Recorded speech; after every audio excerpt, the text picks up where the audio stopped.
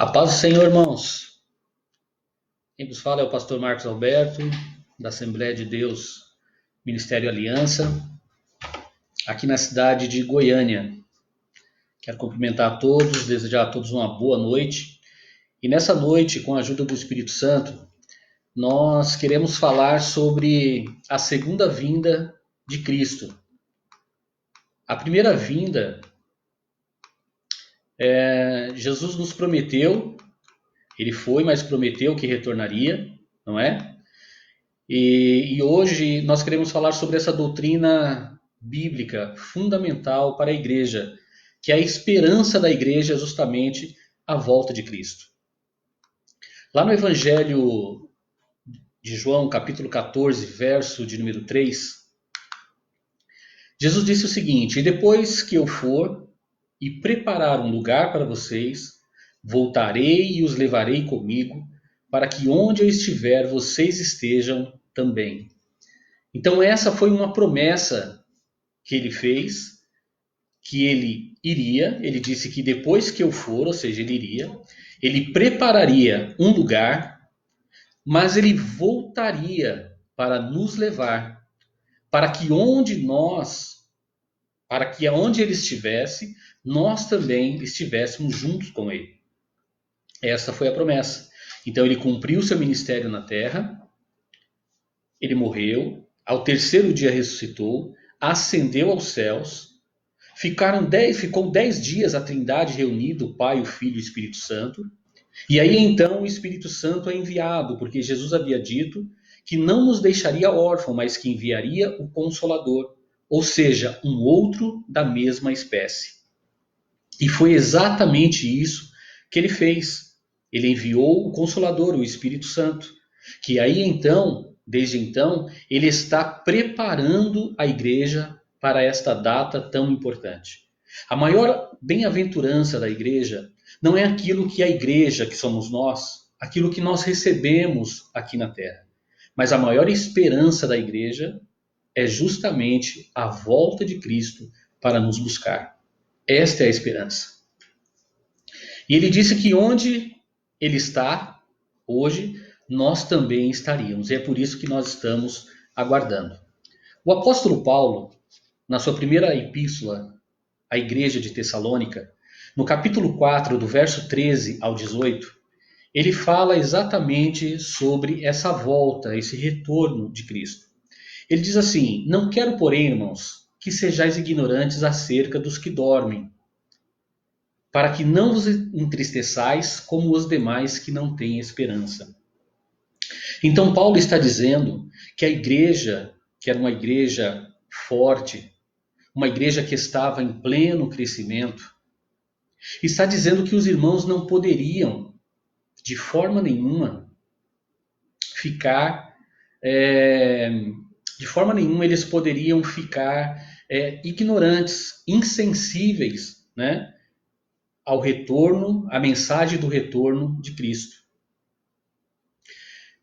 Acerca de quem? Acerca daqueles que já dormem. Os que já dormem, que Paulo está dizendo, é exatamente aqueles que morreram em Cristo. Esses que morreram em Cristo, eles estão dormindo, não é o sono da alma, mas eles estão descansando das suas obras, aguardando também o toque da trombeta para juntos ser levado aos céus, juntamente com aqueles que estão vivos. Então Paulo diz a esta igreja de Tessalônica, que não gostaria que eles fossem ignorantes acerca deste assunto, porque se eles fossem ignorantes, eles iam ser como os demais, que não têm esperança, que acredita que depois que morreu, acabou ali, mas não acabou. Ou o homem será levado ao céu, um lugar de delícias, ao lado do nosso Deus, ou o homem será levado a um lugar de tormento.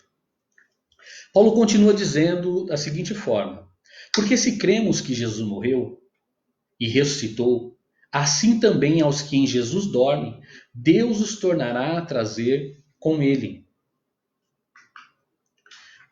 Dizemos-vos, pois, isto pela palavra do Senhor, que nós, os que ficarmos vivos para a vinda do Senhor, não precederemos os que dormem, porque o mesmo Senhor descerá do céu com alarido, e com a voz do arcanjo, e com a trombeta de Deus, e os que morreram em Cristo ressuscitarão primeiro. Então, veja só o que Paulo está dizendo à igreja de Tessalônica acerca do arrebatamento. Diz que, acontecendo o arrebatamento, aqueles que estão dormindo, ou seja, que já morreram em Cristo, ao som da trombeta, esses ressuscitarão primeiro. E depois nós, os que ficarmos vivos, estaremos todos no mesmo plano, e aí então teremos os nossos corpos transformados e seremos transladados, ou seja, transportados para os céus. Ao som da trombeta e à voz do arcanjo. Então Paulo traz aí essa explicação bem clara para a igreja de Tessalônica. E aí então depois nós que ficarmos vivos seremos arrebatados juntamente com eles nas nuvens a encontrar o Senhor nos ares. Guarde isso, encontrar o Senhor nos ares. E assim estaremos sempre com o Senhor. Portanto, consolai-vos uns aos outros com estas palavras. Então Paulo diz que a igreja deve se consolar, tá certo? Com esta gloriosa palavra, com essa gloriosa esperança, né? Quando nós falamos da vinda de Cristo, a segunda vinda de Cristo, essa segunda vinda ela é dividida em duas fases. A primeira vinda nós falamos que foi no ministério de Jesus, quando ele nasceu lá de Maria, não é verdade? E ele cumpriu então o seu ministério e depois ele morreu. Ele disse que voltaria. Então essa segunda vinda ela é dividida em duas fases. A primeira fase chamada arrebatamento. E a segunda fase é exatamente quando Cristo desce, de forma agora diferente, nós vamos ver daqui a pouquinho a diferença, ele desce juntamente com a igreja para reinar sobre a terra. Tá certo? Mas nessa noite, como o nosso tempo não é muito comprido, o nosso tempo é curto, nós vamos falar sobre essa primeira fase da segunda vinda, que é o arrebatamento da igreja. A presente era, em relação à verdadeira igreja, termina com a transladação, ou seja, com o transporte para a presença do Senhor. Por isso, essa doutrina é uma das considerações mais importantes da escatologia. Escatologia é o que estuda a doutrina das últimas coisas, ou seja, os últimos acontecimentos, né? Acontecimentos futuros. Então, a escatologia trata exatamente desse assunto. Veremos também 3 escolas de interpretação acerca desse evento, tá certo? Não sei se nós vamos conseguir chegar até lá nas escolas de interpretação, mas são 3 escolas importantíssimas, né, para a igreja. O arrebatamento da igreja é um evento que transcende as leis da física, ou seja, ultrapassa as leis da física, as leis naturais da Terra. Por quê? Porque é um fenômeno sobrenatural, é algo que foge da normalidade, da naturalidade, tá certo? Por quê? Porque envolve transformação e transladação. Então, a transformação, porque a carne e o sangue não pode herdar o reino dos céus. Então, tanto os que estão mortos, como aqueles que estão vivos, antes de subir aos céus, de ser arrebatado, ou seja, de ser transladado ao céu, serão transformados. Depois de transformados, com um corpo incorruptível, um corpo, o que é mortal vai se revestir da imortalidade, aí sim então será levado ao céu. Então são dois eventos aí que acontecem. Esse evento vai acontecer para quem? Somente para aqueles que estão aguardando, tá certo? A volta de Cristo, ou seja, dos verdadeiros crentes em Cristo Jesus. Na carta aos Hebreus, no capítulo 9, verso de número 28, o escritor, ele disse da seguinte forma: aparecerá a segunda vez, falando de Jesus, sem pecado, aos que o esperam para a salvação. Então, o que a igreja espera não é nada, queridos, não é nada nesta terra. A nossa esperança, a nossa real esperança está na vinda de Cristo. Vocês observaram que o escritor disse que aparecerá a segunda vez, ou seja, está confirmando essa segunda vinda de Cristo, sem pecado. E a quem ele vai aparecer? Aos que esperam para a salvação. Tá bom? Então nós aprendemos aqui que ele vem para aqueles que o esperam. Porque quem espera está sempre atento, sempre vigilante a todas as situações. A palavra arrebatamento, ela tem o sentido de erguer, de retirar com pressa, ou seja, furtivamente, mudar algo de lugar. O arrebatamento é o translado sobrenatural da igreja, ou seja, quando falamos igreja, estamos falando de crentes salvos, né? A igreja, a verdadeira igreja invisível, que é composta somente de crentes salvos, que serão transladados, ou seja, serão transportados para o céu. São usadas, para nós entendermos arrebatamento, são usadas 3 palavras gregas no Novo Testamento em relação a esse segundo advento de Cristo, que é parousia, apocalipse e epipaneia. Né? São 3 palavras, para quem já estudou teologia, frequenta a escola dominical ou fez um curso de teologia, são palavras aí de conhecimento, palavras já ouvidas. Parousia, apocalipse e epipaneia. São 3 palavras gregas, né? Por isso que a pronúncia é um pouco mais, não é tão comum, né, aos nossos ouvidos a pronúncia, mas são palavras bem utilizadas, né? Esses termos são utilizados tanto para o arrebatamento, quanto para a segunda fase, ou seja, para este retorno de Cristo à Terra. Então, essa palavra, né, com algumas distinções, algumas diferenças, mas são usadas para esses 2 eventos da segunda vinda de Cristo.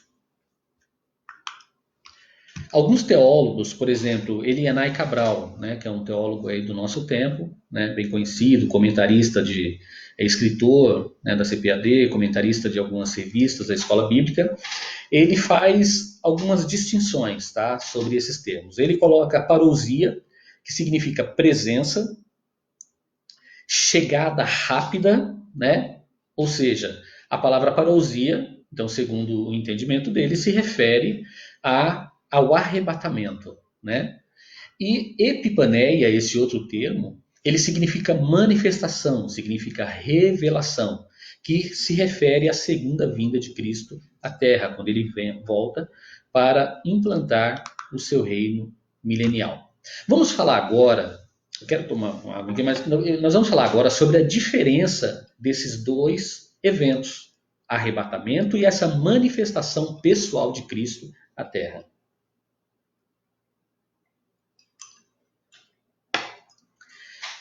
Arrebatamento é quando Cristo virá sobre as nuvens, será de forma invisível e repentina.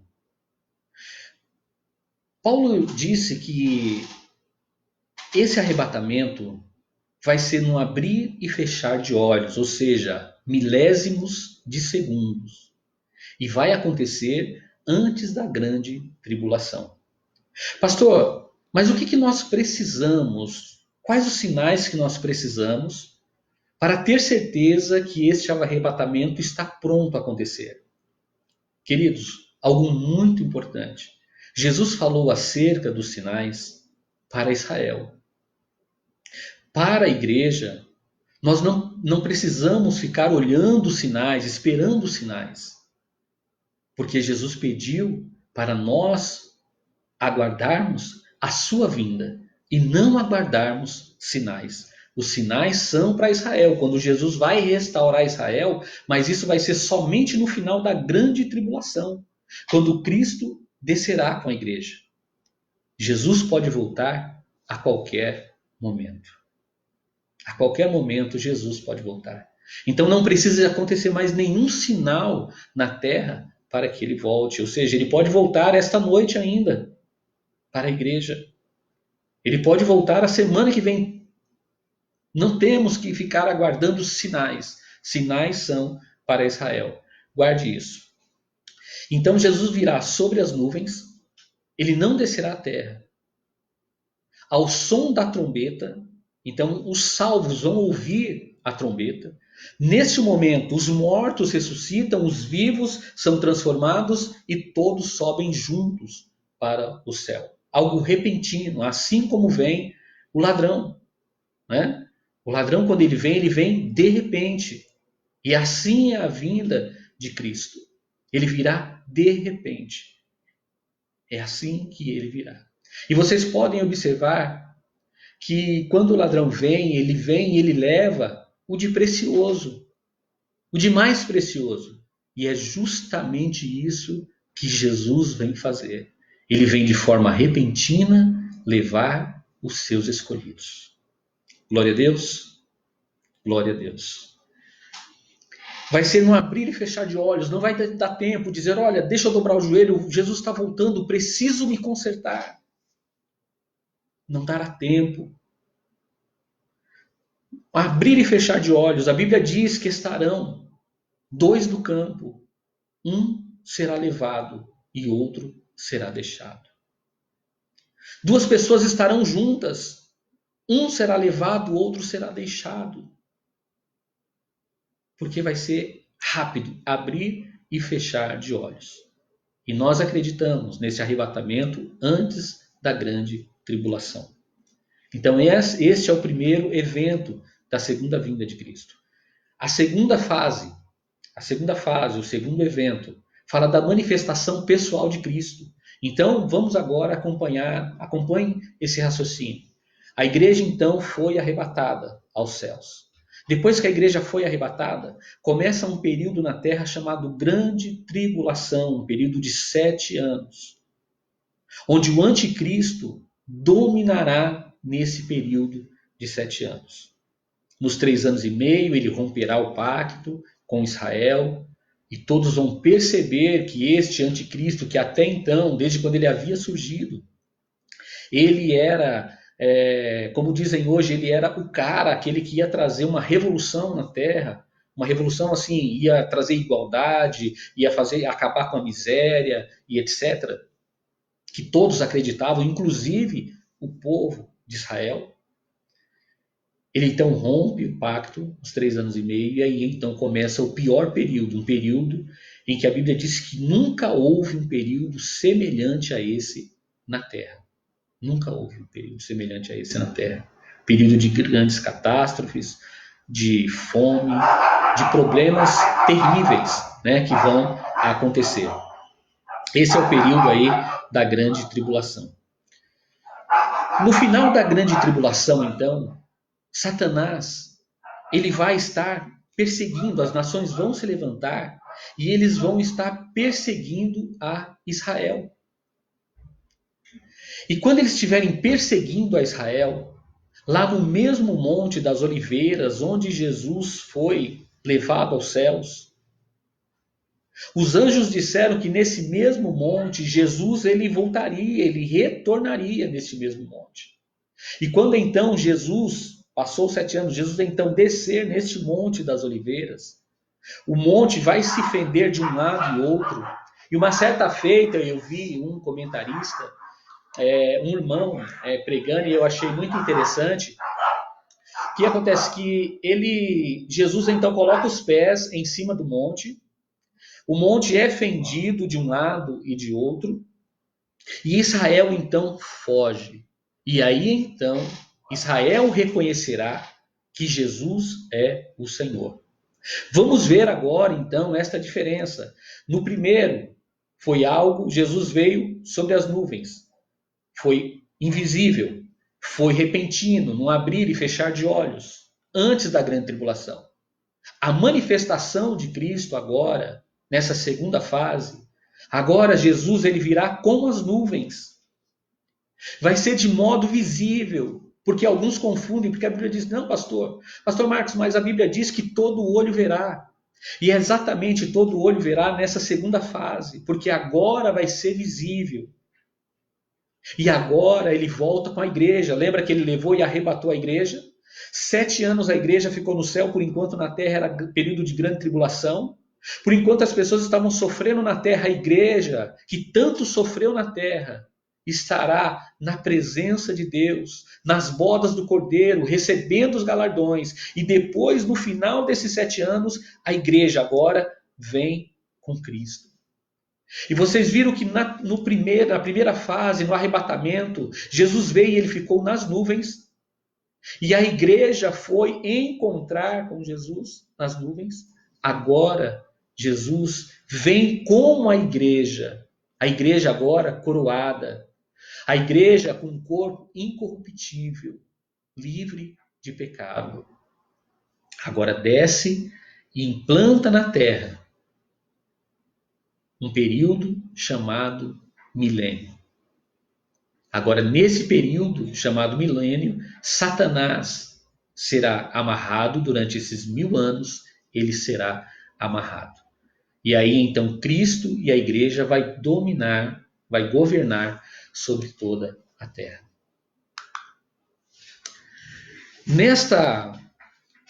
Neste evento, são 4 participantes do arrebatamento da igreja. Nós vemos aí 4 participantes.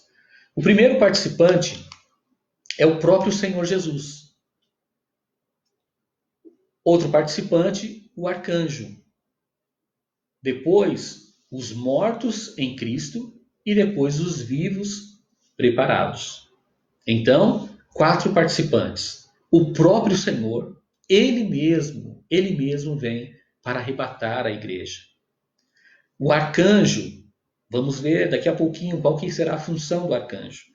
E também os mortos em Cristo e os vivos que estiverem preparados.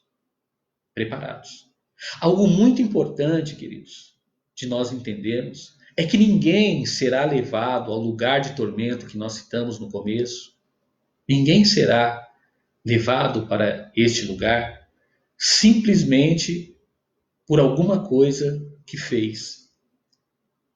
Mas vai ser levado por este lugar porque recusou o convite da graça. Porque Jesus ele morreu para todos. Mas nem todos o aceitaram. Então, na verdade, as pessoas que forem levadas ao lugar de tormento vai ser levado porque não aceitou o convite de salvação. Então, somente os vivos preparados é que farão parte do arrebatamento da igreja. Primeiro, o próprio Senhor Jesus. O mesmo Senhor, ele descerá do céu, Paulo disse. Paulo fala acerca do senhorio de Jesus conquistado no Calvário, ou seja, o mesmo porque aquele mesmo que morreu, que ressuscitou, que prometeu que voltaria, ele mesmo vai vir buscar a sua igreja. Olha que coisa maravilhosa. Ele não vai pedir para um anjo, para o serafim, para o querubim, para um arcanjo. Não. Ele mesmo vem buscar, porque ele é o noivo. Ele vem buscar a sua noiva, que é a igreja. Coisa maravilhosa, queridos, maravilhosa. O mesmo que venceu, o mesmo que morreu, o mesmo que ressuscitou, ele mesmo. Agora ele cumpre a sua promessa. Lembra que ele fez aquela promessa que nós lemos no início? De retorno. Ele mesmo é que vai dar ordem aos anjos para que reúna todos os remidos para encontrar com ele nas nuvens. Coisa maravilhosa é o que Deus tem preparado aí para nós. Não é verdade? Um outro participante, um outro personagem, né, do arrebatamento, o texto de Daniel indica que o arcanjo Miguel participará do evento da segunda vinda. No céu existe uma hierarquia, né? Existem os anjos, querubins, serafins, e a Bíblia nos fala do arcanjo, que arcanjo significa chefe dos anjos. Então é o chefe dos anjos que vai tocar a trombeta, ao som da trombeta. Muito especialmente lá na Epifaneia, né, quando Cristo, rodeado dos seus exércitos celestiais, descerá sobre a terra, sobre o monte, né, das oliveiras. Porém, o arrebatamento da igreja, a participação do arcanjo será dar a voz de comando. Né? Ali no Monte das Oliveiras é da manifestação pessoal, na segunda fase. Agora, no arrebatamento, o arcanjo ele vai participar como? na voz de comando, que será ouvido apenas pelos remidos. Né? Então vai ser um momento de muita alegria, onde os salvos serão transladados, mas haverá na terra um período muito triste, né? Um período onde muitas catástrofes vão acontecer, e somente os salvos é que vão ouvir, né, essa trombeta de Deus sendo tocada. Os outros que farão parte, o outro personagem, são os mortos em Cristo. Naquele dia, os mortos em Cristo ouvirão a voz do chamamento da trombeta do Senhor, no abrir e fechar de olhos. Estarão na presença dele nos ares. Como? Com corpos glorificados, que nós falamos aqui, né? Que primeiro ele então ressuscita, é transformado e transladado. A palavra mortos diz respeito aos corpos dos santos que ressuscitarão, transformados em corpos espirituais, enquanto o corpo dos ímpios permanecerão em suas sepulturas até o dia do juízo. Então, todos aqueles que morreram sem Cristo, eles não ouvirão o som da trombeta. Somente os mortos que morreram em Cristo. Aqueles que morreram sem Cristo, eles permanecerão na sepultura, aguardando o quê? Aguardando o dia do juízo, aí sim, onde eles se apresentarão diante de Deus. Agora, não mais para a salvação, mas para ser dado a sentença, né, e o destino final para eles. Então, nós falamos de três. Falamos aí do próprio Senhor, que é um personagem do arrebatamento. Falamos aí do arcanjo, né, tocando a trombeta de Deus. Falamos dos mortos em Cristo. E agora, essa é muito importante, porque como eu disse que o arrebatamento pode acontecer hoje, pode acontecer amanhã ou semana que vem, outro personagem são os vivos que estão preparados. Então, o mesmo poder transformador dos corpos, dos que morreram no Senhor e agora ressuscitaram, atuará nos corpos dos vivos naquele dia. Paulo declarou: depois nós, os que ficarmos vivos, seremos arrebatados. Olha só, Paulo já tinha essa esperança que o arrebatamento poderia acontecer a qualquer momento. A qualquer momento. E é exatamente isso, queridos, que vai acontecer. Nós devemos também estar atentos, devemos também estar preparados, porque isso pode acontecer a qualquer momento. Então, nem todos dormiremos, mas todos seremos transformados, era o que Paulo dizia. Né? Quase que simultaneamente a ressurreição dos mortos e dos vivos em Cristo ouvirão a voz do arcanjo ao encontro do Senhor nos ares. Os corpos mortais serão revestidos de imortalidade, porque nada terreno ou mortal poderá entrar na presença de Deus. Então, nem carne nem sangue não herda o reino de Deus. Né? O arrebatamento dos vivos implicará tirá-los do período terrível da grande tribulação. Tá certo? Então, nós vemos aí a forma, né, como que vai acontecer esse arrebatamento. E quero, para nós encerrarmos, falar rapidamente sobre as três escolas de interpretação, três escolas de interpretação sobre o arrebatamento da igreja. Então, nós temos aí os pós-tribulacionistas, nós temos aí os mid-tribulacionistas e temos os pré-tribulacionistas. Tá? Então, nessas três escolas de interpretação, então, os pós-tribulacionistas, eles acreditam que a igreja vai passar pela tribulação e depois, então, depois de todo o sofrimento da tribulação, será, então, arrebatada. Os mid-tribulacionistas, de uma forma bem rápida, né? Os mid-tribulacionistas, eles acreditam que a igreja vai passar metade da tribulação e na metade da tribulação, quando o anticristo romper, né, com Israel, então a igreja será arrebatada. E tem os pós-tribulacionistas, né, onde eu me incluo, onde a doutrina das Assembleias de Deus acredita que exatamente os pré-tribulacionistas são aqueles, acredita que a igreja vai ser arrebatada antes da tribulação. Então, antes da tribulação, a igreja vai ser arrebatada. É assim que nós cremos, que nós não passaremos por este período chamado grande tribulação. Tá? Então, a igreja desaparecerá da face da terra antes da grande tribulação. Então, essas são as três escolas, né? A pré-tribulacionista, mid-tribulacionista e pós-tribulacionista, né? Os pós, né? Falei prós, mas é os pós, né? Ou seja, depois da tribulação, os que acreditam no meio da tribulação e os que acreditam que são antes da tribulação. Nós acreditamos antes. Amém? Eu acredito que ninguém aí quer passar por esta grande tribulação. Não é verdade? Nós acreditamos nisso. Nós somos, então, pré-tribulacionista. Tá bom, queridos? Queridos, eu quero... o nosso tempo aqui já acabou. Eu quero agradecer a presença aí de todos vocês, tá certo? E desejar para vocês uma boa noite e ficarmos atentos, porque o arrebatamento da igreja pode acontecer a qualquer momento. Bom, Deus abençoe a todos, em nome de Jesus.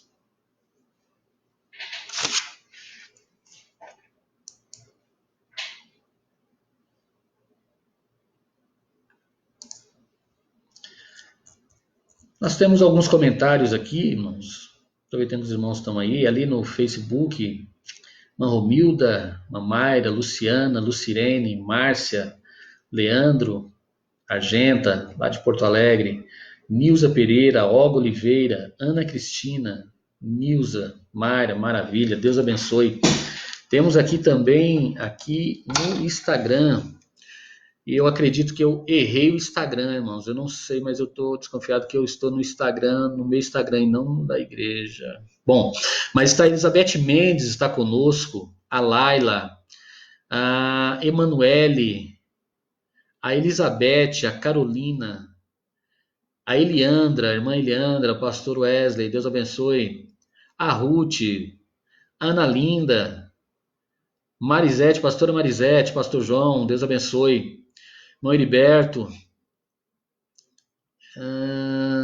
João, pastor João, o pastor João aqui no Instagram, maravilha, a irmã Cida, Ana Linda, Cida, Ariovaldo, irmão Ari, maravilha, Esther Aguiar, pastora Silvone, Ana Cristina, Ivone, muito bem, Aliança Jovem, maravilha,